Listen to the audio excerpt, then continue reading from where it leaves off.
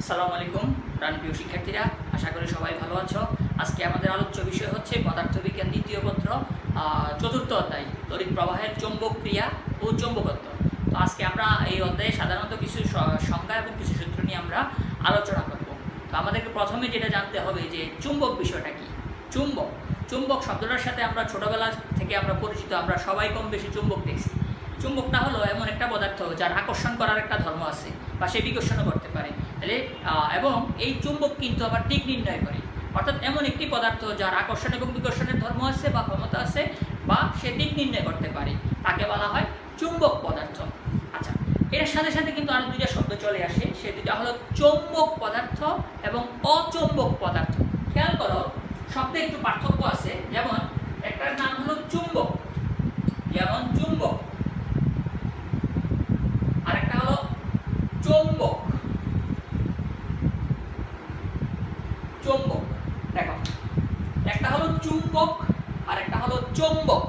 তো চুম্বক শব্দটা হচ্ছে যে সকল পদার্থের আকর্ষণ বিকর্ষণের ক্ষমতা আছে বা ধর্ম আছে এবং সে কি করতে পারে, দিক নির্ণয় করতে পারে, সেটাকে বলা হয় চুম্বক পদার্থ। আর চৌম্বক পদার্থ হলো যে সকল পদার্থকে চুম্বক আকর্ষণ করে, যে সকল পদার্থকে চুম্বক আকর্ষণ করে তাদেরকে বলা হয় চৌম্বক পদার্থ। যেমন লোহা, নিকেল এগুলিকে চুম্বক আকর্ষণ করে, তাহলে লোহা, নিকেল এগুলিকে বলা হবে চৌম্বক পদার্থ। এবং এই চৌম্বক পদার্থকে চুম্বকে পরিণত করা যায়। তাহলে চুম্বক এবং চৌম্বকের মধ্যে কিন্তু পার্থক্য আছে। পার্থক্যটা, চুম্বক নিজেই চুম্বক, তার আকর্ষণ বিকর্ষণের ক্ষমতা আছে, সে দিক নির্ণয় করতে পারে। আর চৌম্বক যাকে চুম্বকে পরিণত করা যায় এবং চুম্বক যাকে আকর্ষণ করে তাকেই বলা হয় চৌম্বক পদার্থ। লোহা, নিকেল এগুলিকে বলা হবে চৌম্বক পদার্থ। এখন আসো, যে সকল পদার্থকে চুম্বক আকর্ষণ করে না বা যে সকল পদার্থকে চুম্বকে পরিণত করা যায় না তাদেরকে বলা হয় অচুম্বক পদার্থ। যেমন প্লাস্টিককে কিন্তু চুম্বক আকর্ষণ করে না, তার মানে প্লাস্টিককে চুম্বক আকর্ষণ করে না বা এটাকে চুম্বকে পরিণত করা যাবে না। বা কাঁচ এগুলিকে বলা হবে অচৌম্বক পদার্থ। তাহলে এখান থেকে আমরা কি শিখলাম? এখান থেকে আমরা শিখলাম হচ্ছে চুম্বক, চৌম্বক, অচৌম্বক। চুম্বক তার নিজেরই আকর্ষণের ধর্ম আছে, দিক নির্ণয় করতে পারে। চৌম্বক যাকে চুম্বকে পরিণত করা যায় বা চুম্বক যাকে আকর্ষণ করে। অচৌম্বক যাকে চুম্বকে পরিণত করা যায় না বা চুম্বক যাকে আকর্ষণ করে না, তাকে বলা হয় অচৌম্বক পদার্থ। এখন আসো, আমরা এটাকে যদি একটা চুম্বক বিবেচনা করি, যেমন এটা মনে করো একটা দণ্ড চুম্বক। এই দণ্ড চুম্বকটার এটা মনে করো উত্তর মেরু, এটা মনে করো দক্ষিণ মেরু, অর্থাৎ এই অংশটা হলো উত্তর মেরু আর এই অংশটা হলো দক্ষিণ মেরু। তাহলে এই যে দণ্ড চুম্বকটাকে যদি আমি এভাবে ঝুলিয়ে দিই, অর্থাৎ সুতা দিয়ে যদি মুক্তভাবে ঝুলিয়ে দিই, এটাকে আমি যেভাবেই রাখি না কেন এটা কিন্তু উত্তর দক্ষিণে থাকবে। আচ্ছা, আমি যদি এটাকে পূর্ব পশ্চিমে এভাবে রাখি, এটা কিন্তু ঘুরে আবার কোথায় চলে আসবে? উত্তর দক্ষিণে চলে আসবে। তার মানে তার এখানে দুইটা মেরু আছে, একটা হলো তার উত্তর মেরু, একটা হলো তার দক্ষিণ মেরু। তো কেন আসে? এখানে ভৌগোলিক যে চুম্বক আছে ওই চুম্বকের আকর্ষণ বিকর্ষণের কারণে চলে আসে। অর্থাৎ পৃথিবীর ভৌগোলিক যে উত্তর মেরু বা ভৌগোলিক দক্ষিণ মেরুর আকর্ষণ বিকর্ষণের কারণে এই চুম্বকটা এখানে পূর্ব পশ্চিম থেকে আবার উত্তর দক্ষিণে চলে আসে। তো এগুলি নিয়ে আমরা পরবর্তী ক্লাসে আমরা আলোচনা করব। খেয়াল করো, এখানে আপাতত যেটা বলতেছি, এই চুম্বকটার কয়টা মেরু? এই চুম্বকটার হলো দুইটা মেরু, একটা হলো উত্তর মেরু, একটা হলো দক্ষিণ মেরু। আচ্ছা, আমরা পদার্থবিজ্ঞান দ্বিতীয় পত্র অর্থাৎ স্থির তড়িতের মধ্যে আমরা তড়িৎ ক্ষেত্র নিয়ে আলোচনা করছি। তড়িৎ ক্ষেত্র ছিল, আর এইখানে হলো চৌম্বক ক্ষেত্র, মানে চুম্বক ক্ষেত্র। দেখো, এই যে চুম্বকটা, এটা মনে করে একটা লোহার দণ্ড, এটা একটা চৌম্বক পদার্থ। তাহলে এই চৌম্বক পদার্থকে কি করবে? আকর্ষণ করবে। এখন মনে করো আমি এই চৌম্বক পদার্থটাকে এইখানে রাখলাম আর চুম্বকটাকে আমি এখানে রাখলাম, যার ফলে সে কিন্তু কোনো বল অনুভব করতেছে না, অর্থাৎ এই লোহার দণ্ডটা বা চৌম্বক পদার্থ কিন্তু কোনো বল অনুভব করতেছে না। এখন আমি এই যে কাছে আনলাম, এখন সে কিছুটা বল অনুভব করতেছে, আরেকটু বেশি অনুভব করতেছে। আমি যত চুম্বকের কাছে আনতেছি এই অনুভূত বলের পরিমাণ কিন্তু বেশি হচ্ছে, এখন কিন্তু আরো বেশি বল অনুভব করতেছে।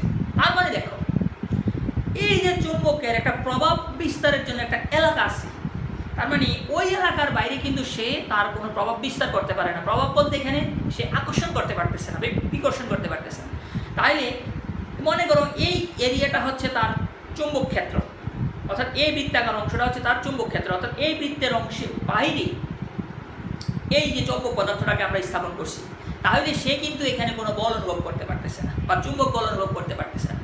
তাহলে দেখা গেল কি, কোনো চুম্বক সর্বাধিক, কোনো একটা চুম্বক পদার্থ সর্বাধিক যে অঞ্চল জুড়ে তার প্রভাব বজায় রাখতে পারে বা সে কোনো চুম্বক পদার্থকে সে আকর্ষণ করতে পারে বা চুম্বক বল প্রয়োগ করতে পারে, ওই অঞ্চলটাকে বলা হয় তার চুম্বক ক্ষেত্র। চুম্বক ক্ষেত্র, তাহলে কোনো একটা চুম্বক সর্বাধিক যে অঞ্চল জুড়ে অন্য কোনো চৌম্বক পদার্থকে আকর্ষণ করতে পারে বা তার উপর চুম্বক বল প্রয়োগ করতে পারে বা প্রভাব বিস্তার করতে পারে, সেই অঞ্চলটাকে বলা হবে চুম্বক ক্ষেত্র। এই ক্ষেত্রের বাইরে যদি আমি কোনো চৌম্বক পদার্থ স্থাপন করি, তাহলে এই চৌম্বক পদার্থটা কোনো রকমের বল অনুভব করবে না। তাহলে এখানে কি পেলাম? চুম্বক পেলাম, চুম্বক ক্ষেত্র পেলাম। আচ্ছা, এখন আসো চুম্বক বলরেখা। চুম্বক বলরেখা, যেমন মনে করো এইটা একটা দণ্ড চুম্বক, এটা হচ্ছে একটা দণ্ড চুম্বক, এটা হলো সাউথ পোল, এটা হলো নর্থ পোল, অর্থাৎ এটা হলো উত্তর মেরু, এটা হলো দক্ষিণ মেরু। তো এই যে চুম্বক, এটা মানে এইভাবে মনে করো তার একটা ক্ষেত্র আছে, এই ক্ষেত্রের মধ্যে যদি আমরা, অর্থাৎ চুম্বক ক্ষেত্রের মধ্যে যদি আমরা চুম্বকের উত্তর মেরুর মাঝে একটা স্বতন্ত্র উত্তর মেরু রাখি। এখন স্বতন্ত্র উত্তর মেরুটা কি খেয়াল করো, যেমন এটা একটা দণ্ড চুম্বক, এটা হলো উত্তর মেরু, এটা হলো দক্ষিণ মেরু। আমি যদি এটাকে মাঝ বরাবর কেটে দিই, মাঝ বরাবর কেটে দিলাম, মনে করো এতটুকু আমি কেটে দিলাম, তাহলে এই জায়গাটা কি শুধু উত্তর মেরু হবে? না, এটা কখনোই শুধু উত্তর মেরু হবে না। বা আমি যদি এই জায়গাটা কেটে দেই, এই জায়গাটা কি শুধু দক্ষিণ মেরু হবে? না, কখনোই দক্ষিণ মেরু হবে না। যেই জায়গাটা কাটা হবে, মনে করো আমি এতটুকু কেটে ফেললাম, তাহলে আর এতটুকু আছে, তাইলে এখানে উত্তর মেরু সৃষ্টি হবে, এখানে দক্ষিণ মেরু সৃষ্টি হবে। স্বতন্ত্র উত্তর মেরু বা স্বতন্ত্র দক্ষিণ মেরু কখনোই সৃষ্টি হবে না। এখানে যতটুকু আছে এটাকে যদি আমি আবার অর্ধেক করে দিই, যেমন মনে করো আমি আরও অর্ধেক করে দিছি, এই যে আরও অর্ধেক করে দিলাম, তাহলে এখানে উত্তর মেরুর সৃষ্টি হবে, এখানে দক্ষিণ মেরুর সৃষ্টি হবে। তার মানে কি দাঁড়ালো? স্বতন্ত্র উত্তর মেরু কখনোই সৃষ্টি হবে না। এখন আসো, এরকম একটা স্বতন্ত্র উত্তর মেরু মানে এটা কাল্পনিক মেরু, এটা একটা কাল্পনিক ধারণা। এই যে চৌম্বক ক্ষেত্র, এই চৌম্বক ক্ষেত্রের মধ্যে এই জায়গাটা মনে করো দণ্ড চৌম্বকের উত্তর মেরু, আমি উত্তর মেরুর কাছে একটা স্বতন্ত্র উত্তর মেরু স্থাপন করা হলো। মনে করো এখানে একটা স্বতন্ত্র উত্তর মেরু আমরা স্থাপন করলাম, তাহলে এই উত্তর মেরুকে কি করবে? বিকর্ষণ করবে। আবার এই দক্ষিণ মেরু আবার এই উত্তর মেরুকে কি করবে? আকর্ষণ করবে। আমরা জানি সমমেরু পরস্পরকে বিকর্ষণ করে আর বিপরীত মেরু পরস্পরকে আকর্ষণ করে। তাহলে এই উত্তর মেরুকে বিকর্ষণ করবে, এই দক্ষিণ মেরু আবার এই উত্তর মেরুকে আকর্ষণ করবে। তাহলে বলরেখার সংজ্ঞাটা কি? যখন কোনো চৌম্বক ক্ষেত্রের উত্তর মেরুর মধ্যে যদি স্বতন্ত্র উত্তর মেরু স্থাপন করা হয়, তখন ওই উত্তর মেরুটি বা উত্তর মেরুর যুক্ত একটি চুম্বক স্থাপন করা হয়, তখন ওই চুম্বকটি বা ওই উত্তর মেরুটি যে পথে পরিভ্রমণ করে বা যে পথে গমন করে, ওই পথটাকে বলা হয় চৌম্বক বলরেখা।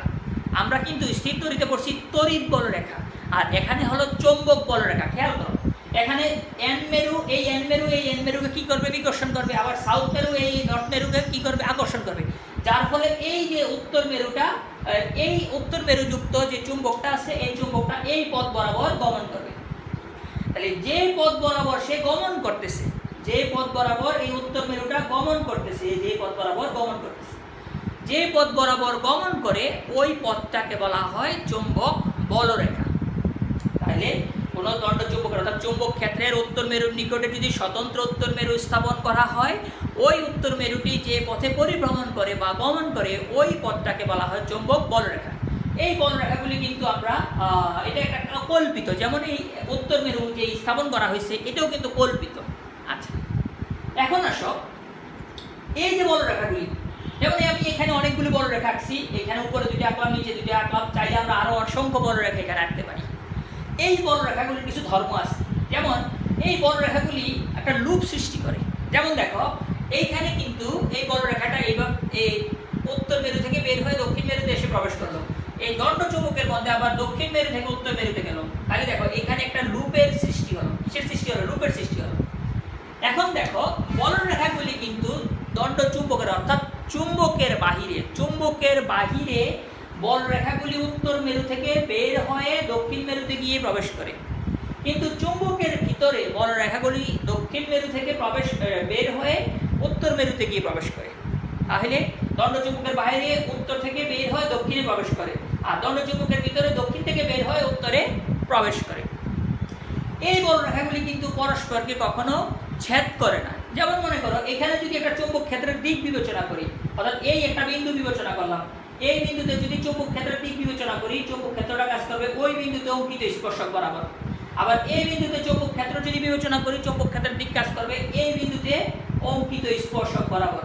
তাহলে এই দুইটা স্পর্শক দেখো কখনোই কিন্তু একটা স্পর্শক আরেকটা স্পর্শককে কি করতেছে না, ছেদ করতেছে না।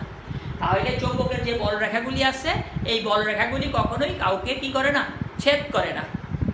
আচ্ছা, এখন এইগুলি দণ্ডচুম্বকের বাইরে উত্তর মেরু থেকে দক্ষিণ মেরুতে, আর দণ্ডচুম্বকের ভিতরে দেখা গেল দক্ষিণ মেরু থেকে কোথায়, উত্তর মেরুতে প্রবেশ করে। আচ্ছা, এখন দণ্ডচুম্বকের মধ্যে যেমন আমি এখানে আরো কিছু বলরেখা আমি এখানে আঁকি, যদি আমি আরো কিছু বলরেখা এখানে আঁকি, দেখো বলরেখাগুলি যত বেশি হবে, অর্থাৎ চুম্বক ক্ষেত্রের মধ্যে বলরেখাগুলি যেখানে বেশি হবে সেখানে কিন্তু আকর্ষণের পরিমাণটা বেশি হবে, অর্থাৎ চুম্বকের যে প্রাবল্য আছে বা চুম্বকের যে তীব্রতা আছে তার পরিমাণটা বেশি হবে। যেমন আমরা যদি চুম্বক প্রাবল্য নিয়ে আলোচনা করি, যেমন মনে করো এইখানে মনে করো চুম্বকের বলরেখাগুলি আরো আঁকি আমি, এইখানে চুম্বকের বলরেখাগুলি বের হচ্ছে, এই যে এখান দিয়ে চুম্বকের বলরেখাগুলি বের হচ্ছে। এইখানে আমি একটা ক্ষেত্রফল বিবেচনা করি, এইখানে যদি আমি একটা ক্ষেত্রফল বিবেচনা করি, দেখো আবার আমি এইখানে একটা ক্ষেত্রফল বিবেচনা করি, এটা হলো এই ক্ষেত্রফল, এটা হলো বি ক্ষেত্রফল। দুইটা ক্ষেত্রফলই কিন্তু বলরেখার মধ্যে আছে বা চুম্বক ক্ষেত্রের মধ্যে আছে। দেখো এই ক্ষেত্রফলের যে অংশটা, এই অংশটার মধ্যে কিন্তু বলরেখার পরিমাণ কম, কিন্তু বি ক্ষেত্রফলের এই অংশটার মধ্যে বলরেখার পরিমাণ বেশি। অর্থাৎ চুম্বক ক্ষেত্রের একক ক্ষেত্রফলের মধ্য দিয়ে বা ক্ষেত্রফলের মধ্য দিয়ে যে পরিমাণ বলরেখা গমন করে তাকে বলা হয় কি, তাকে বলা হয় চুম্বক প্রাবল্য বা তীব্রতা। তাহলে এই অঞ্চলের অর্থাৎ এই ক্ষেত্রফলের ক্ষেত্রে দেখো বলরেখা কম, এই ক্ষেত্রফলের ক্ষেত্রে বলরেখা বেশি। তাহলে এই ক্ষেত্রফলের ক্ষেত্রে বলরেখা যেহেতু কম, তার মানে চুম্বকের তীব্রতা বা প্রাবল্য কম। আবার বি ক্ষেত্রে যেহেতু বলরেখা বেশি, তার মানে বোঝা যাবে যে এই ক্ষেত্রে তীব্রতা বা প্রাবল্য বেশি। আচ্ছা, এখন আসো এই যে চুম্বক যেই বলরেখা তীব্রতার কথা আমরা বললাম, এই চুম্বক প্রাবল্য বা চুম্বক তীব্রতা এটাকে এইচ দ্বারা প্রকাশ করা হয়, ক্যাপিটাল এইচ দ্বারা প্রকাশ করা হয়, এবং এটা একটা ভেক্টর রাশি। এখন আসো চুম্বক আবেশ। কোনো একটা চুম্বক ক্ষেত্রের মধ্যে যখন কোনো চৌম্বক পদার্থকে স্থাপন করা হবে, ওই চৌম্বক পদার্থটা, যেমন মনে করো চুম্বক ক্ষেত্রের মধ্যে তুমি লোহা স্থাপন করছো, ওই লোহাটা চুম্বকে পরিণত হয়েছে, এই ঘটনাকে বলা হবে চৌম্বক আবেশ। অর্থাৎ কোনো চৌম্বক ক্ষেত্রে যখন কোনো চৌম্বক পদার্থ স্থাপন করা হয়, তখন ওই যে চৌম্বক পদার্থটাকে স্থাপন করা হয়েছে এটা চুম্বকে পরিণত হয়েছে, এই ঘটনাকে বলা হয় চুম্বক আবেশ। এটাকে প্রকাশ করা হয় বি দ্বারা। তাহলে এখান থেকে আমরা কি পেলাম, এখান থেকে আমরা পেলাম হচ্ছে চুম্বক ক্ষেত্র পেলাম, চুম্বকের বলরেখা পেলাম, চুম্বকের তীব্রতা পেলাম, চুম্বক আবেশ পেলাম। আচ্ছা,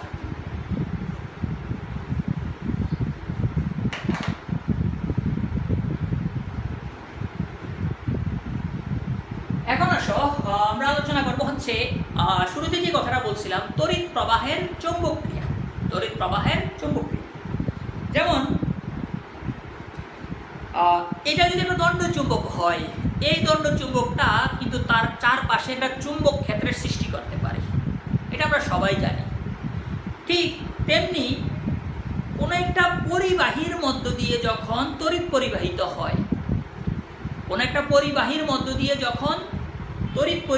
হয়, অর্থাৎ ইলেকট্রনগুলি যখন গতিশীল হয়, তখন তার চারপাশে একটা চৌম্বক ক্ষেত্রের সৃষ্টি হয়।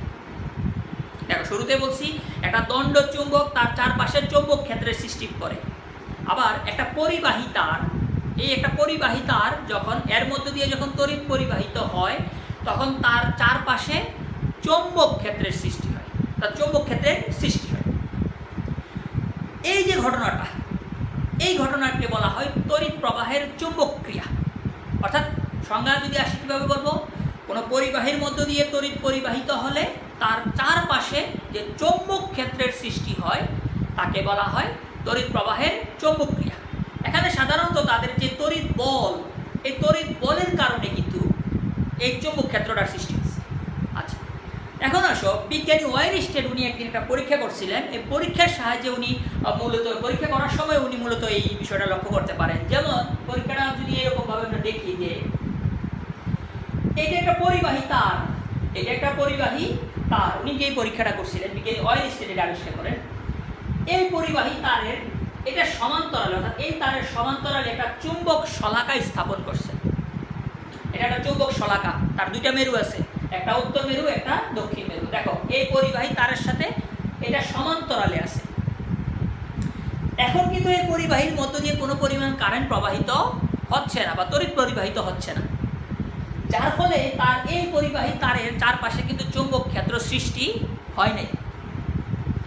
এখন যখন এর মধ্য দিয়ে তড়িৎ পরিবাহ অর্থাৎ তড়িৎ প্রবাহ উনি চালনা করলেন, অর্থাৎ আই পরিমাণ তড়িৎ প্রবাহ চালনা করলেন, তখন এই তারের উভয় পাশে চৌম্বক ক্ষেত্রের সৃষ্টি হয়েছে। অর্থাৎ কোনো পরিবাহীর মধ্য দিয়ে যদি তড়িৎ পরিবাহিত হয় তার চারপাশে চৌম্বক ক্ষেত্রের সৃষ্টি হবে। তাইলে এখানে একটা চৌম্বক ক্ষেত্রের সৃষ্টি হয়েছে। এই ক্ষেত্রের মধ্যে আবার দেখো একটা চৌম্বক শলাকা কিন্তু স্থাপন করা ছিল। কিভাবে? সমান্তরালে। যখন এখানে যখন তড়িৎ প্রবাহ চালনা করা হয়েছে তার চারপাশে যখন চৌম্বক ক্ষেত্রের সৃষ্টি হয়েছে, যার ফলে এই চুম্বক শলাকাটা নড়াচড়া শুরু করছে, অর্থাৎ বিক্ষেপ দেওয়া শুরু করছে। কি দেওয়া শুরু করছে? বিক্ষেপ দেওয়া শুরু করছে। দেখো এটা এইভাবে অ্যান্টি ক্লকওয়াইজ একটা বিক্ষেপ, অর্থাৎ ঘড়ির কাঁটার বিপরীতে একটা বিক্ষেপ দেওয়ার চেষ্টা করতেছে বা নড়াচড়া করতেছে। এই যে বিক্ষেপটা দিতেছে, এই বিক্ষেপটা দিতেছে, তার মানে বোঝা গেল এখানে নিশ্চয়ই একটা চৌম্বক ক্ষেত্র সৃষ্টি হয়েছে। যদি চৌম্বক ক্ষেত্র না সৃষ্টি হইতো তাহলে তো এই চৌম্বক শলাকাটা এখানে বিক্ষেপ দিত না। তো উনি পরীক্ষার পরে উনি সিদ্ধান্ত দিলেন যে এখানে পরিবাহীর মধ্য দিয়ে তড়িৎ পরিবাহিত হলে তার চারপাশে একটা চৌম্বক ক্ষেত্রের সৃষ্টি হয়। এই ঘটনাকে বলা হয় তড়িৎ প্রবাহের চৌম্বক ক্রিয়া। এখন আসো, এই বিক্ষেপটা কতক্ষণ দিবে? যতক্ষণ এর মধ্য দিয়ে কারেন্ট প্রবাহিত হবে অর্থাৎ তড়িৎ পরিবাহিত হবে ততক্ষণই কিন্তু এই বিক্ষেপটা দিবে। কারেন্ট প্রবাহ বন্ধ হয়ে গেলে বিক্ষেপ বন্ধ হয়ে যাবে। তড়িৎ প্রবাহের মান যত বেশি হবে বিক্ষেপের মানও তত বেশি হবে। তড়িৎ প্রবাহের মান বৃদ্ধি পেলে চৌম্বক ক্ষেত্রের মান বেড়ে যাবে, যার ফলে বিক্ষেপও বেড়ে যাবে। তড়িৎ প্রবাহের মান কমে গেলে বিক্ষেপের মান কমে যাবে। তড়িৎ যদি এই দিকে প্রবাহিত হচ্ছে, অর্থাৎ তড়িৎ যখন এই দিকে প্রবাহিত হচ্ছে, আমরা যদি নাম দেই এ বিন্দু থেকে বি বিন্দুতে, তড়িৎ যখন এ বিন্দু থেকে বি বিন্দুতে প্রবাহিত হচ্ছে তখন এই চৌম্বক শলাকার বিক্ষেপ হচ্ছে অ্যান্টি ক্লকওয়াইজ। তড়িৎ প্রবাহের দিক যদি পরিবর্তন হয়, অর্থাৎ তড়িৎ প্রবাহ যদি বি বিন্দু থেকে এ বিন্দুর দিকে হয়, তড়িৎ প্রবাহ যদি বি বিন্দু থেকে এ বিন্দুর দিকে হয়, চৌম্বক এই যে দণ্ড চৌম্বকটা তার ঘূর্ণন পরিবর্তন হয়ে যাবে, বিক্ষেপ পরিবর্তন হবে, তখন হয়ে যাবে ক্লকওয়াইজ। তাহলে দেখা গেল কি তড়িৎ প্রবাহের দিক পরিবর্তন হলে বিক্ষেপেরও দিক পরিবর্তন হবে। আচ্ছা, তড়িৎ প্রবাহ বৃদ্ধি পেলে বিক্ষেপও বেড়ে যাবে। এখন আসো, এই যে বিক্ষেপটা দিল, এই বিক্ষেপটা দিয়ে দেখো, আমরা যদি শুরুতে বলি যে এটা ছিল পরিবাহী তার, এটা হয়েছে দণ্ড চুম্বক, শুরুতে এইভাবে ছিল। যখন এর মধ্যে দিয়ে কোনো কারেন্ট প্রবাহিত হচ্ছিল না তখন কিন্তু এইভাবে সমান্তরালে ছিল। যখন পরিবাহীর মধ্যে দিয়ে কারেন্ট প্রবাহিত হচ্ছে, এই যে চুম্বক শলাকা আস্তে আস্তে বিক্ষেপ দেওয়া শুরু করছে, এই যে আস্তে আস্তে বিক্ষেপ দেওয়া শুরু করছে, এই যে বিক্ষেপ দিতেছে আস্তে আস্তে, এই যে বিক্ষেপ দিতেছে, এই যে বিক্ষেপ দিতেছে। বিক্ষেপ দিয়ে সে কিন্তু 90 ডিগ্রি বরাবর থাকার চেষ্টা করবে, অর্থাৎ লম্বা বরাবর থাকার চেষ্টা করবে, কিন্তু 90 ডিগ্রি বরাবর থাকতে পারবে না। কারণ পৃথিবী একটা বিশাল চুম্বক। পৃথিবীর যে ভূচুম্বকত্ব আছে, ওই ভূচুম্বকত্বের প্রভাবের কারণে এই চুম্বক শলাকা কখনোই 90 ডিগ্রি বা তার থেকে বেশি কোণে বিক্ষেপ দিতে পারবে না। আচ্ছা, তো এই যে বিক্ষেপ দিতেছে, এখন আসো, এই শলাকাটা পরিবাহীর নিচে আছে। শলাকাটা আছে কোথায়? এই চুম্বক শলাকাটা আছে পরিবাহীর নিচে। চুম্বক শলাকা যখন পরিবাহীর নিচে থাকে তখন বিক্ষেপ যেই দিকে দিবে, আমি যদি শলাকাটাকে চুম্বক শলাকাটাকে উপরে দিয়ে দেই এবং পরিবাহীটাকে যদি নিচে দিয়ে দেই তখন বিক্ষেপ দিবে তার উল্টা দিকে। তো এই ঘটনাগুলি কিন্তু এই যে ওয়াইরস্টেডের যে পরীক্ষা, এই পরীক্ষার সাহায্যে উনি এটা সিদ্ধান্ত দিচ্ছেন। এই ঘটনাগুলি ওনার এই পরীক্ষার পর্যবেক্ষণ বা আমরা সিদ্ধান্ত বলতে পারি। তাহলে কোনো একটা পরিবাহীর মধ্য দিয়ে তড়িৎ পরিবাহিত হলে ওই পরিবাহের চারপাশে একটা চৌম্বক ক্ষেত্রের সৃষ্টি হয়, এই ঘটনাকে বলা হয় তড়িৎ প্রবাহের চৌম্বক ক্রিয়া। এখানে যতক্ষণ তড়িৎ প্রবাহ থাকবে ততক্ষণ চৌম্বক ক্ষেত্র থাকবে, যার ফলে ততক্ষণই এখানে শলাকাটা বিক্ষেপ দিবে। তড়িৎ প্রবাহের মান বৃদ্ধি করা হলে চৌম্বক ক্ষেত্রের মান বৃদ্ধি পাবে, যার ফলে বিক্ষেপের মান বৃদ্ধি পাবে। তড়িৎ প্রবাহের দিক পরিবর্তন করলে বিক্ষেপের দিক পরিবর্তন হবে। আচ্ছা, তো এই যে শলাকাটাকে যত তুমি তড়িতের এটার নিকটে নিবা তত বিক্ষেপ বেশি হবে। এই শলাকাটাকে যদি তুমি দূরে নিয়ে যাও বিক্ষেপের পরিমাণটা অর্থাৎ দূরত্বটা বেড়ে গেলে বিক্ষেপের পরিমাণটা কমে যাবে। এই যে ঘটনাটা, এই ঘটনাটাকে বলা হয় তড়িৎ প্রবাহের চৌম্বক ক্রিয়া। এখন আসো, এখানে তো চৌম্বক ক্ষেত্র সৃষ্টি হয়েছে, মান আছে চৌম্বক ক্ষেত্রের এখানে দিক আছে, চৌম্বক ক্ষেত্রের এখানে মান আছে, চৌম্বক ক্ষেত্রের এখানে কি আছে, দিক আছে। আসো চৌম্বক ক্ষেত্রের মান বিষয়টা কি?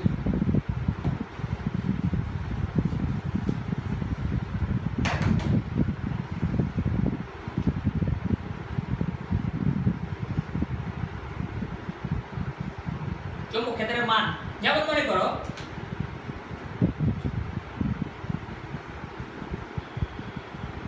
এদিকে হলো চৌম্বক ক্ষেত্র আর এটা হলো ব্যাগ, চার্জের ব্যাগ বিন্দু, তাহলে B equal F by q v, B equal হবে এফ বাই কিউবি। খেয়াল করো, কোনো চৌম্বক ক্ষেত্রের মধ্যে যখন কোনো চার্জ যখন সমকোণে গতিশীল থাকে অর্থাৎ লম্বভাবে যখন গতিশীল থাকে অর্থাৎ একক চার্জ একক বেগে চৌম্বক ক্ষেত্রের মধ্য দিয়ে সমকোণে গতিশীল হলে ওই চার্জটি যে পরিমাণ বল অনুভব করে তাকে বলা হয় চৌম্বক ক্ষেত্রের মান। অর্থাৎ কোনো চৌম্বক ক্ষেত্রের মধ্যে স্থাপিত একক চার্জ সমকোণে একক চার্জ একক বেগে গতিশীল হলে অর্থাৎ চৌম্বক ক্ষেত্রের দিকে দিকে এটা গতিশীল হচ্ছে, চার্জটা গতিশীল হচ্ছে ভি বেগে উপরের দিকে, মধ্যবর্তী কোণ কত ডিগ্রি, মধ্যবর্তী কোণ হচ্ছে 90 ডিগ্রি অর্থাৎ সমকোণে। এই দিকে চৌম্বক ক্ষেত্রের দিক, এই দিকে চার্জের গতির দিক, এই কারণে বেগ ভি। তো সে যে পরিমাণ বল অনুভব করে এই যে বলটাকে বলা হয় তার চৌম্বক ক্ষেত্রের মান। এখন আসো, এই যে চৌম্বক ক্ষেত্র যে সৃষ্টি হলো তার একটা দিক আছে, অর্থাৎ তড়িৎ পরিবাহিত হলে যে তার চারপাশে যে চৌম্বক ক্ষেত্র সৃষ্টি হয় ওই চৌম্বক ক্ষেত্রের একটা দিক আছে। এখন আমরা এই দিক নিয়ে আলোচনা করব। এই দিক নিয়ে আলোচনা করতে হইলে এই দিকের ব্যাখ্যা আবার পাওয়া যায় হচ্ছে ফ্লেমিংয়ের ডান হস্ত নীতির সাহায্যে। ফ্লেমিংয়ের ডান হস্ত মানে ডান হাতের যে দিক আছে, যেমন মনে করো আমাদের এই হলো ডান হাত, এটা হলো বৃদ্ধাঙ্গুল। এই যে বৃদ্ধাঙ্গুল বরাবর যদি তড়িৎ প্রবাহিত হয় অর্থাৎ কোন দিকে তড়িৎ প্রবাহিত হচ্ছে, উপরের দিকে, বাকি যে চারটা আঙ্গুল আছে এই চারটা আঙ্গুলের দিক, চারটা আঙ্গুল যেই দিকে মুভ করতেছে চারটা আঙ্গুলের দিক বরাবর চৌম্বক ক্ষেত্রের দিক হবে। অর্থাৎ ফ্লেমিংয়ের ডান হস্ত নীতিটা হলো কোনো পরিবাহীর মধ্য দিয়ে যখন তড়িৎ পরিবাহিত হয় তখন তার চারপাশে যে চৌম্বক ক্ষেত্রটা সৃষ্টি হয় ওই চৌম্বক ক্ষেত্রের দিক হলো হাতের ডান হাতের বৃদ্ধাঙ্গুল বরাবর যদি তড়িৎ পরিবাহিত হয় বাকি চার আঙ্গুলের দিক যেই দিকে নির্দেশ করে চৌম্বক ক্ষেত্রের দিক ওই দিকে নির্দেশ করবে। তাহলে দেখো এই হচ্ছে আমার বৃদ্ধাঙ্গুল, এই দিক বরাবর তড়িৎ পরিবাহিত হচ্ছে, তাহলে এই দিকটা হলো চৌম্বক ক্ষেত্রের দিক। দেখো চৌম্বক ক্ষেত্রের দিক এই যে এইভাবে, চৌম্বক ক্ষেত্রের দিকটা এই যে প্রথমে এইভাবে আসতেছে, এইভাবে আসতেছে, এইভাবে আসতেছে, আবার চৌম্বক ক্ষেত্রের দিকটা এইভাবে যাবে। তার মানে হাতের ডান হাতের বৃদ্ধাঙ্গুল বরাবর যদি তড়িৎ পরিবাহিত হয় বাকি চার আঙ্গুল এর দিক কার দিক নির্দেশ করবে, চৌম্বক ক্ষেত্রের দিক নির্দেশ করবে। এখন আসো আমরা পরিবাহী অর্থাৎ সরল পরিবাহী এবং ঋজু বৃত্তাকার পরিবাহীর ক্ষেত্রে, সরল আর ঋজু একই কথা, সরল পরিবাহী বা বৃত্তাকার পরিবাহীর ক্ষেত্রে কিভাবে চৌম্বক ক্ষেত্র সৃষ্টি হয় সেটা আমরা এখন দেখব। মানে দেখো আমরা যদি এটাকে 1 নং চিত্র বিবেচনা করি, এই হলো 1 নং চিত্র, এটা হলো 2 নং চিত্র। 1 নং চিত্রের মধ্যে দিয়ে দেখো তড়িৎ প্রবাহিত হচ্ছে কোন দিকে, উপরের দিকে, তড়িৎ প্রবাহিত হচ্ছে উপরের দিকে, যার ফলে এই দিকে চৌম্বক ক্ষেত্র সৃষ্টি হবে। এই যে এইদিকে চৌম্বক ক্ষেত্র সৃষ্টি হচ্ছে, দেখো এই যে এইদিকে চৌম্বক ক্ষেত্র সৃষ্টি হচ্ছে, চৌম্বক ক্ষেত্রের দিকটা কিন্তু পরিবর্তন হচ্ছে, এই যে পরিবর্তন হয়ে হয়ে একবার দেখো বের হচ্ছে আবার দেখো প্রবেশ করতেছে, এই হচ্ছে বের হচ্ছে আবার এই কি হচ্ছে প্রবেশ করতেছে। এখন এটা একটা দণ্ড চৌম্বক, এর মধ্য দিয়ে মনে করো উপরের দিকে তড়িৎ প্রবাহিত হচ্ছে, উপরের দিকে তড়িৎ প্রবাহিত হচ্ছে। আচ্ছা আরেকটা কথা বলে নেই, যেমন দেখো এই দিকে যদি তড়িৎ প্রবাহিত হয় চৌম্বক ক্ষেত্র সৃষ্টি হবে এইভাবে ফ্লেমিংয়ের ডানহস্ত নীতি অনুসারে।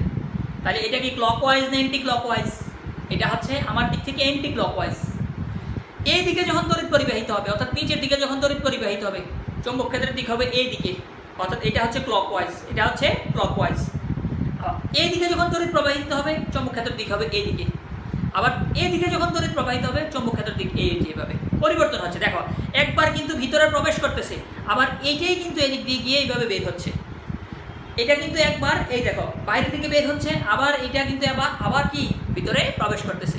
তার মানে আমরা যদি একটা কাগজ তল বিবেচনা করি, কাগজ তলের মধ্যে যেমন এটা আমরা একটা কাগজের তল বিবেচনা করছি, এই যে কাগজের তল বিবেচনা করছি, এই কাগজের তলের মধ্যে দিয়ে দেখো উপরের দিকে অর্থাৎ এই যে উপরের দিকে যখন তড়িৎ পরিবাহিত হচ্ছে তখন চৌম্বক ক্ষেত্রের দিকটা কিন্তু পরিবর্তন হচ্ছে। এই যে এদিকে আসতেছে, আবার প্রথমে ভিতরে প্রবেশ করতেছে, আবার দেখো বাইরে বের হচ্ছে। তাহলে যেটা কাগজ তলের লম্ব বরাবর ভিতরের দিকে প্রবেশ করে সেটাকে সাধারণত আমরা ক্রস চিহ্ন দ্বারা প্রকাশ করি। দেখো কাগজ তলের লম্ব বরাবর ভিতরের দিকে প্রবেশ করলে ক্রস চিহ্ন দ্বারা প্রকাশ করি, আর কাগজ তলের লম্ব বরাবর বাহিরের দিকে বা পাঠকের দিকে প্রকাশ করলে আমরা ডট চিহ্ন দ্বারা প্রকাশ করি। আরেকটু ব্যাখ্যা করি। দেখো এই যে এইটা ঊর্ধ্বমুখী অর্থাৎ বৃদ্ধাঙ্গুল বরাবর উপরের দিকে তড়িৎ প্রবাহিত হচ্ছে, এই দিক হচ্ছে চৌম্বক ক্ষেত্রের দিক। এই যে চৌম্বক ক্ষেত্রের দিকটা কার দিকে? পাঠকের দিকে। পাঠক মানে বক্তার দিকে বা যে দেখতেছে তার দিকে। তাহলে এটা এই দিকটা কার দিকে? আমার দিকে। বা কাগজ তল থেকে বাহিরের দিকে, কাগজ তল থেকে আমরা যদি পুরোটা একটা তল বিবেচনা করি, এই যে এটা একটা তল বিবেচনা করি, এটা হলো একটা পরিবাহী। এই পরিবাহীর মধ্যে যে চৌম্বক ক্ষেত্রটা সৃষ্টি হবে এইখানে, অর্থাৎ এই পরিবাহীর বাম পাশে যে চৌম্বক ক্ষেত্রটা সৃষ্টি হবে এটা পাঠকের দিকে কাজ করবে। আচ্ছা, এই যে পাঠকের দিকে কাজ করতেছে এটাকে আমরা ডট চিহ্ন দ্বারা প্রকাশ করছি, মানে কোন দিকে? বাহিরের দিকে। আচ্ছা, এই চৌম্বক ক্ষেত্রটা যখন আবার ঘুরবে, ঘুরে এই চৌম্বক ক্ষেত্রটা কোন দিকে যাবে? ভিতরের দিকে। কোন দিকে যাবে? ভিতরের দিকে। ভিতরের দিকে মানে কাগজ তলের ভিতরের দিকে। তার মানে চৌম্বক ক্ষেত্রটা যদি কাগজ তলের ভিতরের দিকে প্রবেশ করে তখন সেটাকে আমরা সাধারণত ক্রস চিহ্ন দ্বারা প্রকাশ করি। তাহলে এটার ডান পাশে ক্রস চিহ্ন অর্থাৎ ভিতরের দিকে প্রবেশ করতেছে, বাম পাশে ডট চিহ্ন অর্থাৎ বাহিরের দিকে বা পাঠকের দিকে বের হয়ে আসতেছে। তাই দেখো এটা ডান পাশে ভিতরে প্রবেশ করতেছে ক্রস চিহ্ন, বাম পাশে বাইরের দিকে। কোন নীতি অনুসারে? ফ্লেমিংয়ের ডানহস্ত নীতি অনুসারে। ফ্লেমিংয়ের ডানহস্ত নীতি অনুসারে। দেখো আমরা যদি এইভাবে দেখি, এই হচ্ছে তড়িৎ পরিবাহী, উপর দিকে তড়িৎ পরিবাহিত হচ্ছে, চৌম্বক ক্ষেত্র কোন দিকে প্রবেশ করতেছে? ভিতরের দিকে। তার মানে এই পাশটা হবে ক্রস, এই পাশটা হবে ক্রস। এবার দেখো এটা ঘুরতেছে, এই চৌম্বক ক্ষেত্র ঘুরতেছে, চৌম্বক ক্ষেত্র ঘুরতেছে, ঘুরে এবার এই চৌম্বক ক্ষেত্র কোথায় কোন দিকে গেল? ঘুরে চৌম্বক ক্ষেত্র আবার বাহিরের দিকে গেল, বাহিরের দিকে বলতে পাঠকের দিকে গেল। তার মানে এই জায়গাটা হবে ডট, ডট দ্বারা প্রকাশ করব। তাহলে এখন এই জায়গাটা হবে ক্রস, ডান পাশটা হবে ক্রস, এটা হবে ডট। তার মানে এটা কোন দিকে তড়িৎ প্রবাহিত হচ্ছে? উপরের দিকে। ঠিক, এটা হচ্ছে তার ব্যাখ্যা। অর্থাৎ 1 নং চিত্রে তড়িৎ প্রবাহিত হচ্ছে কোন দিকে? উপরের দিকে। তাহলে চৌম্বক ক্ষেত্র অর্থাৎ ডান পাশে ক্রস অর্থাৎ ভিতরে প্রবেশ করবে, বাম পাশে ডট অর্থাৎ বাইরে চলে আসবে বা পাঠকের দিকে চলে আসবে। এখন আসো 2 নং চিত্রে তড়িৎ প্রবাহিত হচ্ছে কোন দিকে? নিচের দিকে। তড়িৎ প্রবাহিত হচ্ছে নিচের দিকে। তাহলে দেখো এই যে চৌম্বক ক্ষেত্র এই যে বের হয়ে আসতেছে, বের হয়ে আসতেছে পাঠকের দিকে, তার মানে এটা হবে ডট। এইখান দিয়ে এসে আবার এখানে প্রবেশ করবে, তার মানে এই পাশটা হবে ক্রস। দেখো অর্থাৎ যখন এই যে এটা যখন নিচের দিকে যাবে, তড়িৎ প্রবাহটা যখন নিচের দিকে যাবে এইটা বের হয়ে আসতেছে, বের হয়ে আসতেছে মানে পাঠকের দিকে আসতেছে। পাঠকের দিকে যেহেতু আসতেছে এই জায়গাটা হবে ডট, এই জায়গাটা আসে এই প্রবেশ করতেছে ক্রস, এই দেখো ক্রস। আবার এই যে তড়িৎ প্রবাহ, যেমন মনে করো এই দিকে তড়িৎ প্রবাহিত হচ্ছে, এদিকে তড়িৎ প্রবাহিত হচ্ছে, এই যে চৌম্বক ক্ষেত্রের দিক উপরের দিকে, উপরের দিকে অর্থাৎ পাঠকের দিকে চলে আসতেছে, তার মানে উপরের দিকটা হবে ডট। এই দেখো উপরের দিকটা হবে আমাদের এখানে, অর্থাৎ এইখানে তড়িৎ প্রবাহটা কোন দিকে যাচ্ছে? ডানে যাচ্ছে। তড়িৎ প্রবাহটা যদি এখানে ডানে যায় তাহলে দেখো এই যে চৌম্বক ক্ষেত্রটা অর্থাৎ কার দিকে চলে আসতেছে? পাঠকের দিকে চলে আসতেছে। তো পাঠকের দিকে যেটা আসে অর্থাৎ বাহিরের দিকে, এটাকে আমরা বিবেচনা করি ডট দ্বারা। আর তাহলে নিচে কি সৃষ্টি হবে? ক্রস। ঠিক একইভাবে এইভাবে যখন হবে, এই যে দেখো চৌম্বক ক্ষেত্রটা কোথায় যাচ্ছে? ভিতরের দিকে যাচ্ছে। চৌম্বক ক্ষেত্রটা যেহেতু ভিতরের দিকে যাচ্ছে অর্থাৎ এই ক্ষেত্রে কোন দিকে? কাগজ তলের লম্ব বরাবর ভিতরের দিকে। তো ভিতরের দিকেটাকে আমরা ক্রস দ্বারা প্রকাশ করি, তাহলে এটা হবে ক্রস। আবার এখান থেকে ঘুরে যখন বের হয়ে আসবে, যখন বের হয়ে আসবে তখন কিসের সৃষ্টি হবে? তখন ডটের সৃষ্টি হবে। অর্থাৎ এখানে পাঠকের দিকে চলে আসলো, তখন এটা হয়ে যাবে ডট। ঠিক এই কথাটাই বলছিলাম যে যখন আমার তড়িৎ প্রবাহিত হচ্ছে উপরের দিকে তখন চৌম্বক ক্ষেত্রটার সৃষ্টি হবে অ্যান্টি ক্লকওয়াইজ। আচ্ছা আর যখন তড়িৎ প্রবাহটা এইভাবে নিচের দিকে হচ্ছে তখন চৌম্বক ক্ষেত্রের সৃষ্টি হলো ক্লকওয়াইজ। তো এগুলি কিসের জন্য? এগুলি হচ্ছে সাধারণত ঋজু তারের ক্ষেত্রে, এইগুলি হচ্ছে সাধারণত ঋজু তারের ক্ষেত্রে। এখন আসো বৃত্তাকারের ক্ষেত্রে কি হয়।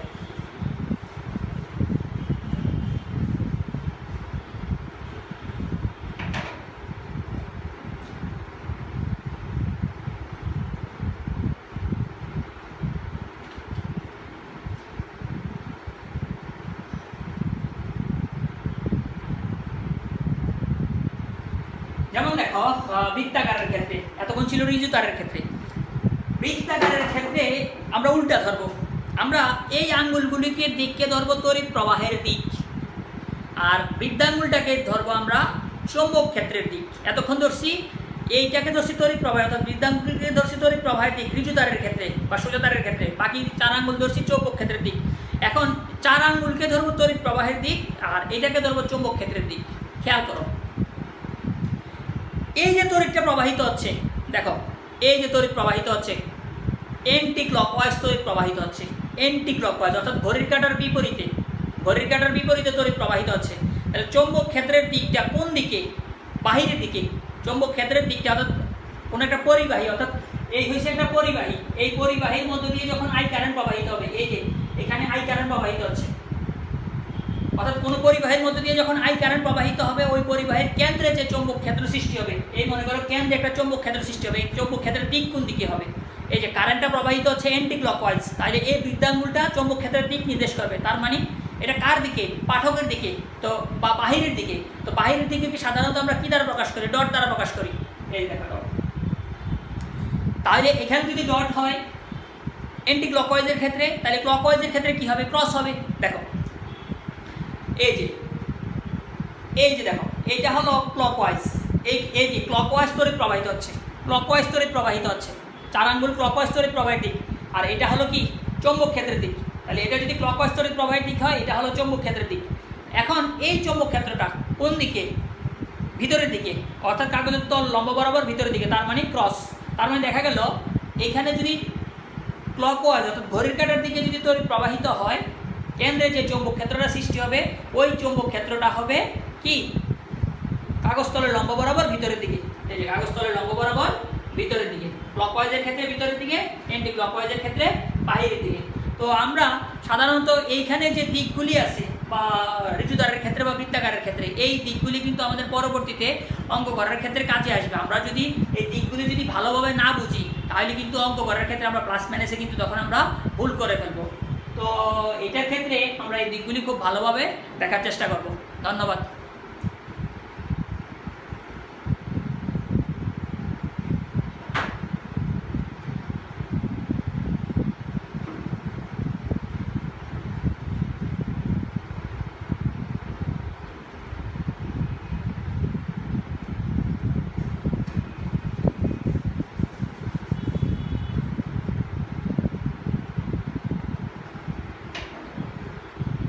প্রাণপ্রিয় শিক্ষার্থীরা, এখন আমরা আলোচনা করব হচ্ছে এই অধ্যায়ের বায়োট স্যাবার্টের যে সূত্র, বায়োট স্যাবার্টের সূত্র নিয়ে আলোচনা করব। তো এখানে দুজন বিজ্ঞানী, একজন বায়োট একজন স্যাবার্ট, দুজন বিজ্ঞানীর একটা সূত্র আছে, সেই সূত্রটা নিয়ে আমরা এখন আলোচনা করব।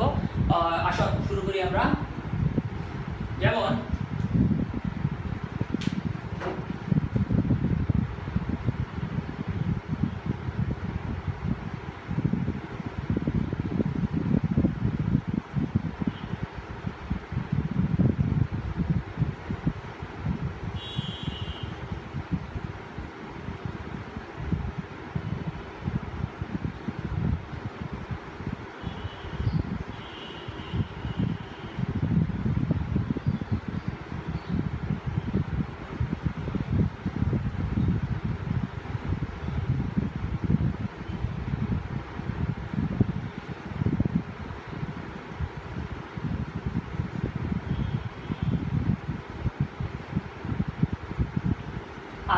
আসো আমরা এতক্ষণ আলোচনা করলাম যে কোনো একটা পরিবাহীর মধ্য দিয়ে যদি তড়িৎ পরিবাহিত হয় তখন তার চারপাশে একটা চৌম্বক ক্ষেত্রের সৃষ্টি হয়, এটাকে বলা হয় তড়িৎ প্রবাহের চৌম্বকক্রিয়া।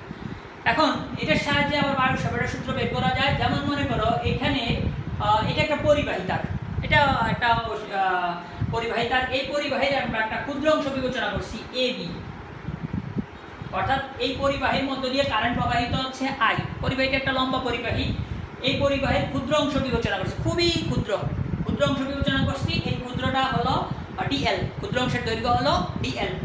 এই ডিএল অংশের মধ্য দিয়ে আই পরিমাণ কারেন্ট প্রবাহিত হচ্ছে। যেহেতু এই ডিএল অংশের মধ্য দিয়ে আই পরিমাণ কারেন্ট প্রবাহিত হচ্ছে, তার চারপাশে একটা চৌম্বক ক্ষেত্রের সৃষ্টি হবে।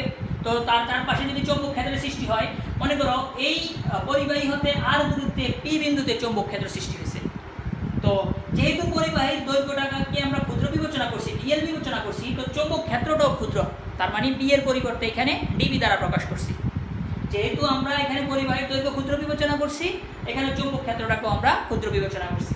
এখন এইখানে যে চৌম্বক ক্ষেত্র সৃষ্টি হলো, দেখো এই যে এই পরিবাহীর মধ্যে দিয়ে তড়িৎ পরিবাহিত হচ্ছে উপরের দিকে, তাহলে চৌম্বক ক্ষেত্র যে সৃষ্টি হয়েছে, এই যে চৌম্বক ক্ষেত্রের দিক এইদিকে, কোন দিকে? ভিতরের দিকে। তো ভিতরের দিকে অর্থাৎ কাগজ তলের লম্ব বরাবর ভিতরের দিকে, তাহলে ডট হবে না ক্রস হবে?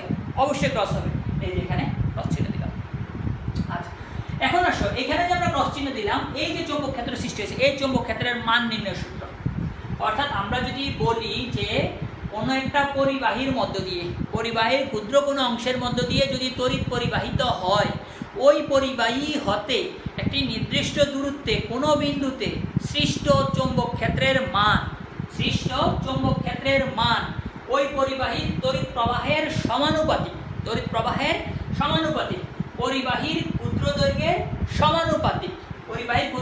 সমানুপাতিক, এই যে পরিবাহী আছে, পরিবাহীটা যেহেতু ক্ষুদ্র, তড়িৎ প্রবাহের দিক অর্থাৎ প্রবাহের দিকের সাথে, এই যে প্রবাহের দিক কোন দিকে? উপরের দিকে।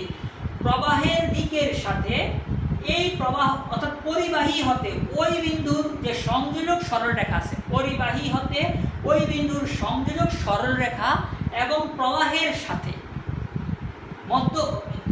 সৃষ্ট অর্থাৎ মধ্যবর্তী কোণের সাইনের সমানুপাতিক, এবং পরিবাহী হতে ওই বিন্দুর দূরত্বের বর্গের ব্যস্তানুপাতিক।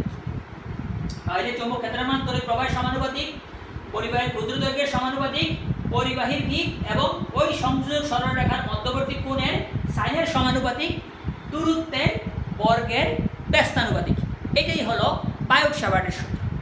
এখন আসো এই সূত্রটাকে যদি আমরা সামনের দিকে আগাই, তাহলে কিভাবে লিখতে পারি? আমরা লিখতে পারি ডিবি সমানুপাতিক I DL sine theta by হলো কত? R square. তার মানে আমরা লিখতে পারি ডিবি সমানুপাতিক I DL sine theta by হলো আর স্কয়ার। এখানে আমরা সমানুপাতিকের পরিবর্তে একটা ধ্রুবক চিহ্ন দিতে পারি, dB equal k I DL sine theta by হলো r square. DB equal k I DL sine theta by হলো আর স্কয়ার। এই কে এর মান কত? এই কে এর মান হলো mu naught by 4 pi I DL sine theta by হলো আর স্কয়ার। খেয়াল করো, এই dB equal k into I DL sine theta by r square. K এর মান কত? কে হলো সমানুপাতিক ধ্রুবক, কে এর মান লিখলাম আমরা mu naught by 4 pi. K এর মান লিখছি আমরা mu naught by 4 pi I DL sine theta. আচ্ছা, কে এর মান হলো মিউ নট বাই 4 পাই। এখন প্রশ্ন হলো মিউ নটটা কি? মিউ নটটা হলো শূন্য মাধ্যমে চৌম্বক প্রবেশ্যতা। আমরা আরেকটু ব্যাখ্যা করি। দেখো, মিউ নট ইকুয়াল হলো বি বাই এইচ। এই বিটা কি? এই বিটা হলো চৌম্বক আবেশ। আমরা কিছুক্ষণ আগে আলোচনা করছি, এই বিটা হলো চৌম্বক আবেশ, এসটা হলো চৌম্বক প্রাবল্য। চৌম্বক আবেশ এবং চৌম্বক প্রাবল্যের অনুপাত, চৌম্বক আবেশ এবং চৌম্বক প্রাবল্যের অনুপাতটাকে বলা হয় এখানে চৌম্বক প্রবেশ্যতা। আর মিউ নট, নট মানে হলো শূন্য মাধ্যমে প্রবেশ্যতা। অন্য যে কোনো মাধ্যমের ক্ষেত্রে আর নট দিতে হবে না, তখন শুধু মিউ দিতে হবে। এই মিউর কিন্তু একটা মান আছে, এই মান হলো মিউ নটের মান হলো 4 pi into 10 to the power minus 7। 4 pi into 10 to the power minus 7 tesla metre per ampere. এটা হলো শূন্য মাধ্যমের চৌম্বক প্রবেশ্যতার মান। অন্য যে কোনো মাধ্যমের ক্ষেত্রে এখানে আর নট চিহ্ন ব্যবহার করতে হবে না। তাহলে এই মিউ নট হলো এটা। তাহলে d B equal mu naught by 4 pi I DL sine theta by r square. এই হলো ডিবি। এখন আসো এই যে চৌম্বক ক্ষেত্র, এটাকে আমরা যদি ভেক্টর রূপে লিখি তাহলে কিভাবে লিখতে পারি?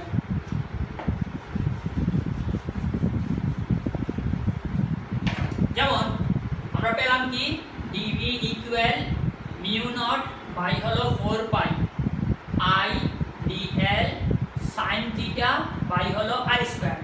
আমরা যদি এটাকে ভেক্টর রূপে লিখি তাহলে আমরা এইভাবে লিখতে পারি যে mu naught by 4 pi r, এটাকে আমরা dl r r cube sin theta, আমরা উপরে নিচে r দ্বারা গুণ করে দিলাম, এই কারণে এটা r স্কয়ারটা হয়ে গেল r কিউব। তো আমরা লিখতে পারি হচ্ছে মিউ নট i বাই 4 পাই। এখন দেখো dl r sin থিটা, যেহেতু এখানে sin থিটা আছে তো আমরা এটাকে ক্রস গুণন আকারে লিখতে পারি, তো ক্রস গুণন আকারে লিখলে আমাদের এটা হবে dl ভেক্টর আর এটা হবে r ভেক্টর বাই হলো r কিউব।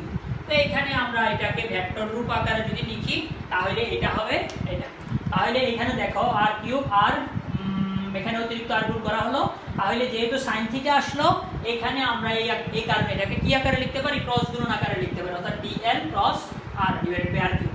তো এটা হলো যে চৌম্বক ক্ষেত্রটা সৃষ্টি হয়েছে এই চৌম্বক ক্ষেত্রের ভেক্টর রূপ।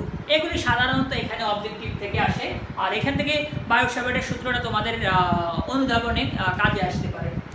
এখন আসো এই যে বায়ু-স্যাভার্টের সূত্র, এটা দিয়ে কিন্তু আমাদের অঙ্ক আসে না, আমাদের অঙ্ক আসে এটার যে ব্যবহারিক যে প্রয়োগ আছে, কিছু ক্ষেত্র আছে, যেমন ঋজু পরিবাহীর ক্ষেত্রে, বৃত্তাকার পরিবাহীর ক্ষেত্রে, সসীম তারের ক্ষেত্রে বা অসীম তারের ক্ষেত্রে, আমরা এখন ওইগুলো নিয়ে আলোচনা করব।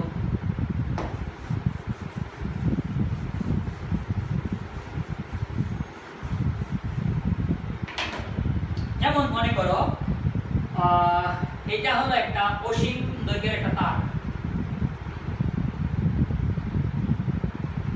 এটা একটা অসীম দৈর্ঘ্যের একটা তার, মাইনাস ইনফিনিটি থেকে যদি প্লাস ইনফিনিটি বিবেচনা করি, অসীম দৈর্ঘ্যের একটা তার, তাহলে এর মধ্য দিয়ে এই তারের মধ্য দিয়ে আই পরিমাণ কারেন্ট প্রবাহিত হচ্ছে, এই তারের মধ্য দিয়ে আই পরিমাণ কারেন্ট প্রবাহিত হচ্ছে। তো যেহেতু এর মধ্যে দিয়ে আই পরিমাণ কারেন্ট প্রবাহিত হচ্ছে তার চারপাশে একটা চৌম্বক ক্ষেত্রের সৃষ্টি হবে।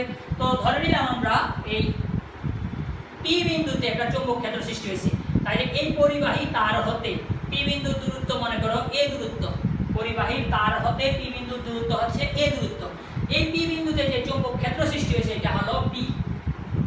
তাহলে খেয়াল করো এটা এই তারটা হলো একটা অসীম তার, এই অসীম তারের মধ্যে দিয়ে আই পরিমাণ তড়িৎ পরিবাহিত হচ্ছে, এই পরিবাহীর মধ্যে দিয়ে এই পরিবাহীর কারণে অর্থাৎ আই পরিমাণ তড়িৎ প্রবাহের কারণে তার চারপাশে যে চৌম্বক ক্ষেত্র সৃষ্টি হবে ওই চৌম্বক ক্ষেত্রের মান হচ্ছে বি। কত দূরত্বে, এ দূরত্বে পি বিন্দুতে। এই বি নির্ণয়ের সমীকরণ হলো আমাদের E equal mu naught I divided by 2 pi a. এটা কোন তারের ক্ষেত্রে, এটা হলো অসীম দৈর্ঘ্যের একটা ঋজু তারের ক্ষেত্রে, ঋজু তার, ঋজু মানে সোজা তারের ক্ষেত্রে, এর মধ্যে দিয়ে তড়িৎ প্রবাহিত হচ্ছে, এই তার হতে এ দূরত্বে পি বিন্দুতে যে চৌম্বক ক্ষেত্র সৃষ্টি হয়েছে ওই চৌম্বক ক্ষেত্র P, P equal mu naught I by 2 pi a. A হলো এই পরিবাহী তার হতে যে বিন্দুতে চৌম্বক ক্ষেত্র সৃষ্টি হয়েছে তার মান, আই হচ্ছে যে পরিমাণ কারেন্ট প্রবাহিত হচ্ছে, মিউ নটের মান আমরা একটু আগে বের করছি, পেলাম যে 4 পাই × 10⁻⁷। মনে করো আই এর মান হলো 10 এম্পিয়ার, এর মান হলো মনে করো 0.5 মিটার, তাহলে আমরা এই এর মান এবং আই এর মান যদি বসাই তাহলে এখান থেকে আমরা এই চৌম্বক ক্ষেত্রের মান বের করতে পারবো, তাহলে এখান থেকে আমরা এই চৌম্বক ক্ষেত্রের মানটা বের করতে পারবো। এটা হচ্ছে কখন, এটা হচ্ছে যখন পরিবাহীটা অসীম দৈর্ঘ্যের হবে, পরিবাহী তারটা যখন অসীম দৈর্ঘ্যের হবে। এখন আসো পরিবাহীটা যদি সসীম দৈর্ঘ্যের হয়,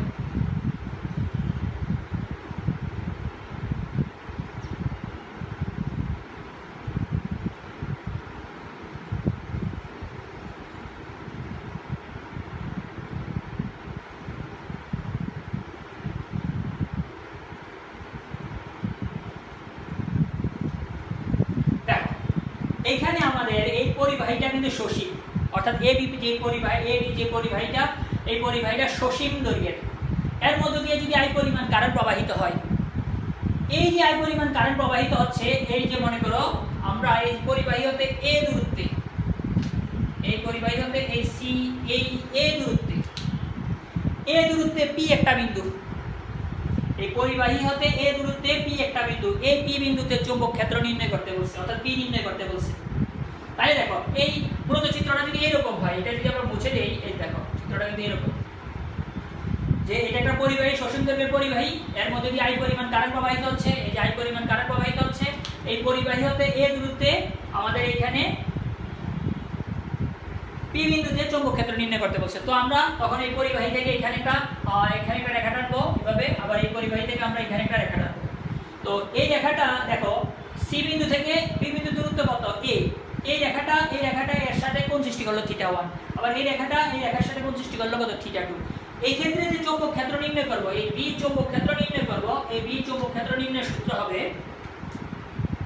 b mu naught I divided by 4 pi a sin θ1 plus sin θ2।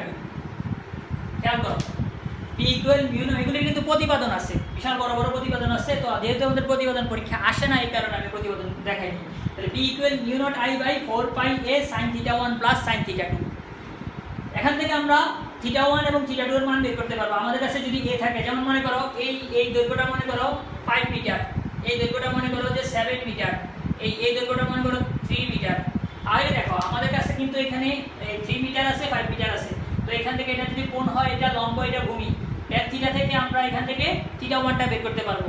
আবার ঠিক একইভাবে এটা কোণ হলে এই বাহুটা লম্ব, এই বাহুটা ভূমি, এখান থেকে লম্ব ভূমির সাহায্যে আমি θ2 বের করতে পারবো। আমাদের এর মান দেওয়া আছে 3 মিটার, তো এর মধ্যে যে মনে করো 10 এম্পিয়ার কারেন্ট প্রবাহিত হচ্ছে। এভাবে যদি মানগুলি দেওয়া থাকে তখন আমরা এখান থেকে চৌম্বক ক্ষেত্রের মান বের করতে পারবো। কথা হচ্ছে এটা কখন, এটা হচ্ছে সসীম তারের ক্ষেত্রে, আর এটা হচ্ছে অসীম তারের ক্ষেত্রে। আমাদের সাধারণত পরীক্ষা ব্যবহার হয় বেশি এটা দিয়ে, কিন্তু এখনো পর্যন্ত কোনো অঙ্ক আসে না। আচ্ছা, এবার আসো বৃত্তাকার। যেমন কোন একটা পরিবাহী, এটা একটা পরিবাহী, বৃত্তাকার পরিবাহী, এর মধ্যে দিয়ে অ্যান্টি ক্লকওয়াইজ কারেন্ট প্রবাহিত হচ্ছে, এর ব্যাসার্ধ মনে করা হচ্ছে r, ও বিন্দুতে চৌম্বক ক্ষেত্র নির্ণয় করতেছি, এটা হচ্ছে কারেন্ট প্রবাহিত হচ্ছে I। এর মধ্যে দিয়ে যে চৌম্বক ক্ষেত্র সৃষ্টি হবে b mu naught I by 2r। অর্থাৎ কোন একটা পরিবাহী, এটা পরিবাহীটা কিন্তু বৃত্তাকার পরিবাহী। এতক্ষণ যেগুলি নিয়ে আলোচনা করছি এগুলি হচ্ছে ঋজু পরিবাহী, এগুলি হচ্ছে ঋজু বা সোজা পরিবাহী। এটা অসীম তার, এটা সসীম তার। এটা হচ্ছে বৃত্তাকার পরিবাহী, এর মধ্যে দিয়ে অ্যান্টি ক্লকওয়াইজ তড়িৎ প্রবাহিত হচ্ছে। অ্যান্টি ক্লকওয়াইজ যখন তড়িৎ পরিবাহিত হয়, তার চারপাশে একটা চৌম্বক, তার কেন্দ্রে যে চৌম্বক ক্ষেত্রটা সৃষ্টি হয়েছে, একটু আগে দেখাইছি, এই যে এটা কেন্দ্রে যে চৌম্বক ক্ষেত্রটা সৃষ্টি হয়েছে, চৌম্বক ক্ষেত্রের দিক কোন দিকে, ভিতরের দিকে, অর্থাৎ কাগজতলের ভিতরের দিকে, কাগজতলের এখানে ভিতরের দিকে অ্যান্টি ক্লকওয়াইজ। এই যে বি বিন্দুতে যে চৌম্বক ক্ষেত্র সৃষ্টি, ও বিন্দুতে যে চৌম্বক ক্ষেত্র সৃষ্টি হলো বি, এই বি নির্ণয় সূত্র হলো এটা b mu naught I by 2r। তাহলে বৃত্তাকার পরিবাহী কেন্দ্রে চৌম্বক ক্ষেত্রের মান নির্ণয় সূত্র হলো mu naught I by 2r। তো এখান থেকে এই যে এখানে যদি এক পাক থাকে, এখানে বৃত্তাকার কুণ্ডলীর পাক হচ্ছে একটা, এই কারণে সূত্র হয়েছে এটা। যদি 5 পাক হয়, 10 পাক হয়, বা n সংখ্যক পাক হয়, তখন আমাদের সূত্র হয়ে যাবে এটা b n into mu naught I by 2r। এখানে r হচ্ছে কি ব্যাসার্ধ। মনে করো r এর মান দেওয়া আছে 1 মিটার, I এর মান দেওয়া আছে 10 এম্পিয়ার। তাহলে আমরা এখান থেকে I এর মান 10 এম্পিয়ার, r এর মান 1 মিটার বসিয়ে আমরা এখান থেকে বের করতে পারবো। যদি এখানে 5 পাকের হয়, 10 পাকের হয়, তখন আমরা n এর মান 5 অথবা 10, এভাবে এই মানগুলি বসিয়ে আমরা চৌম্বক ক্ষেত্রের মান বের করতে পারবো। তো আমাদের পরবর্তী ক্লাসে মূলত আলোচনা করা হবে এই সূত্রটা এবং এই সূত্রটা নিয়ে, অর্থাৎ ঋজু তার এবং বৃত্তাকার তারের ক্ষেত্রে, ঋজু তারের মধ্যে সসীম যেটা আছে, অসীম তার যেটা আছে সেটা নিয়ে। তাহলে দেখা গেল কি, আমাদের এই সূত্রগুলি যদি আমরা বুঝতে পারি, যে এই সূত্রগুলি যদি কোনটা কখন ব্যবহার করতে হবে, এটার উপর যদি আমরা ভালোভাবে জ্ঞান নিতে পারি, তাহলে আমরা পরীক্ষায় আসতে দিতে পারবো। এবং এই টপিকটা থেকে পরীক্ষায় অনেকবার পরীক্ষায় প্রশ্ন আসছে। তো আজকে এতটুকুই। আমরা পরবর্তী ক্লাসে এই যে অংশটা নিয়ে আলোচনা করছি আজকে, এটার যে গাণিতিক সমস্যা আছে, এই গাণিতিক সমস্যাগুলি নিয়ে আমরা আলোচনা করব। ধন্যবাদ, ভালো থাকো, সুস্থ থাকো, অবশ্যই বাসায় থাকো এবং বিজ্ঞানের সঙ্গে থাকো। ধন্যবাদ।